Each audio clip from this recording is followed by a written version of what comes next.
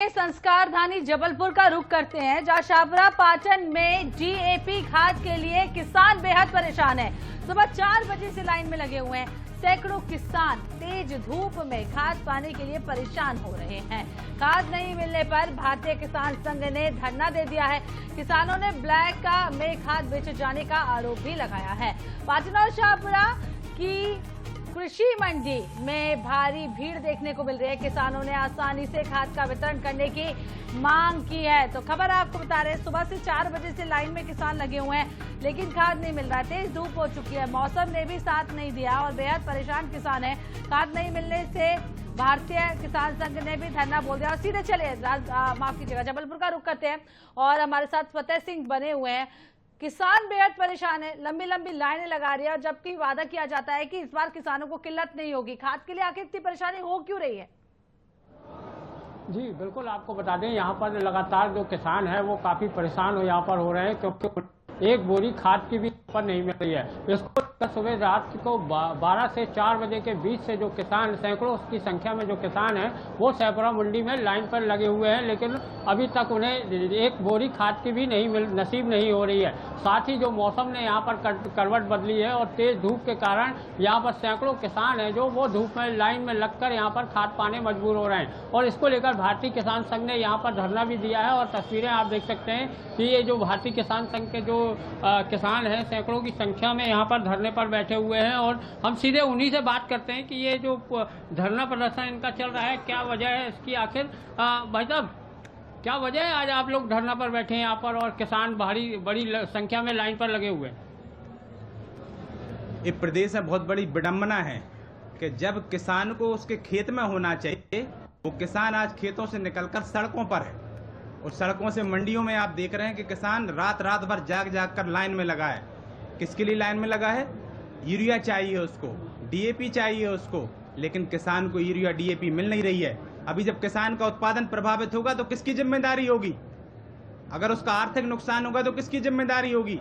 ये आपके माध्यम से हम सरकार से और जो सरकार का जो भ्रष्ट तंत्र है उससे हम पूछना चाहते और पाटा छपरा हो, ये इनमें भारी संख्या में लोग, जैसा कि हमें किसानों ने बताया है कि 1.5 लाख में भरपूर मात्रा में यूरिया आ रही है। और प्रशासन भी कह रहा है कि 80% सप्लाई जो है हम किसको कर रहे हैं? शासकीय वितरण व्यवस्था में दे रहे हैं। लेकिन हम देख रहे हैं, किसान बता रहे हैं कि 80% तो शासन के वितरण व्यवस्था में नहीं है, लेकिन प्राइवेट डीलर दुकानदारों के पास 80% जरूर देखने मिल रहा है। जो किसकी व्यवस्था है? ये व्यवस्था किसको रखनी है? कि किसान रखेगा क्या? कि किसान को आप लड़ाना चाहते हैं डीलरों से? व्यवस्था जिनको निर्माण करनी थी वो व्यवस्था में निर्माण न करके उस भ्रष्टाचार में शामिल हो गए, जिससे आज किसान परेशान है और आंदोलन कर रहा है। बिल्कुल, ये धरना प्रदर्शन कब तक चलेगा?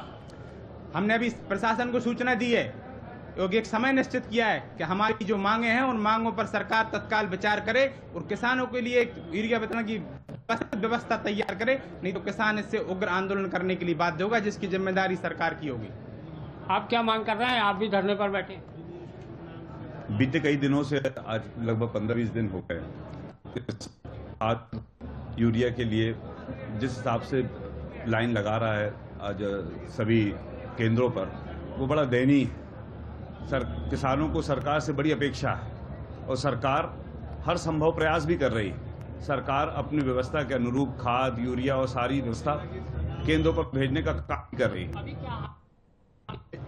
आज हालात जो जबलपुर और जबलपुर के आसपास के क्षेत्रों में हैं, वो यहाँ की अव्यवस्था है। आज आप हर हफ्ते में एक नया नियम लेकर किसानों के सामने आ जाते हैं। जब बीते 10 दिन पहले जब व्यवस्था बिगड़ी तो माननीय कलेक्टर साहब ने एक नंबर जारी कर दिया कि आप इस पर अपना पोर्टल पर अपना स्टॉक या स्लॉट नंबर बुक करेंगे और उस व्यवस्था के तौर पर आपको खाद मिलेगी। किसान संतुष्ट हुआ, उसने स्लॉट बुक करना भी शुरू किया और पता चला कि वो स्लॉट व्यवस्था भी ठप हो गई। फिर वो नए सिरे से फिर एक बार लाइन पर लगा, फिर स्लॉट बुकिंग में गया। तो व्यवस्थाएं चरमरा चुकी हैं, या तो शासन की मंशा नहीं। आप देख सकते हैं, ये किसान है जो यहाँ धरने पर बैठे हैं और ये यहाँ पर साफ तौर पर चेतावनी दे रहे हैं कि अगर जल्द से जल्द किसानों को जो परेशान हो रहे हैं उन्हें राहत दी।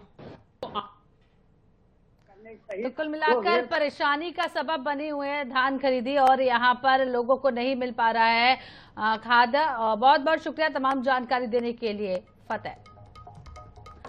लगातार खाद की किल्लत से परेशान है किसान, लंबी लंबी लाइनों में लगे हुए हैं। सुबह 4 बजे से लाइनों में लगे हैं।